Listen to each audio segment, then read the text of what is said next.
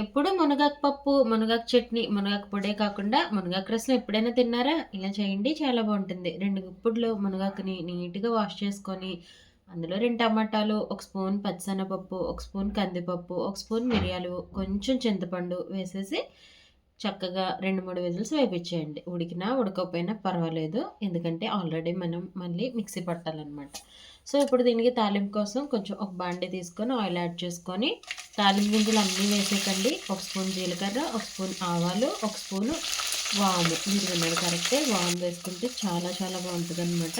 So, తర్వాత ఇంగువ వేసేసుకొని మంచిగా వాసనొస్తది. ఈ ఎండుమిరపకాయలు, పచ్చిమిరపకాయలు, ఆనియన్స్ మంచిగా రోస్ట్‌గా అయిపోవాలనమాట. ఇప్పుడు పసుపు వేసుకొని మనం పేస్ట్ చేసి పెట్టుకున్నది ఉంది కదా! వేసేసుకోండి. మీకిష్టం లేకపోతే వడకట్టుకొని వేసుకోవచ్చు. కానీ అలా వడకట్టడం కన్నా కూడా ఇలా వేసుకుంటేనే హెల్త్‌కి మంచిది. సో, నేను వడకట్టకుండా వేసేసాననమాట.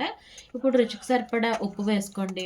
చాలా వరకు మనకి మిరియాల ఘాటే సరిపోతది. నాకు కారం ఎక్కువ కావాలనుకున్న వాళ్ళు ఇంకొంచెం కారం యాడ్ చేసుకోండి. ఇంట్లో చిన్న పిల్లలు ఉన్నవాళ్ళు ఇలానే తీసుకోవచ్చు. అప్పుడప్పుడు జలుబు చేసినప్పుడు సూప్‌లో కూడా తీసుకోవచ్చు.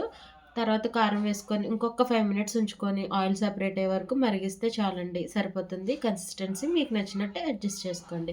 చాలా చాలా బావుంటుంది. హెల్త్‌కైతే చాలా మంచిది. రిచ్ ఐరన్, కాల్షియం ఉంటుందనమాట. పిల్లలకైనా, పెద్దలకైనా మంచిగా తినొచ్చు.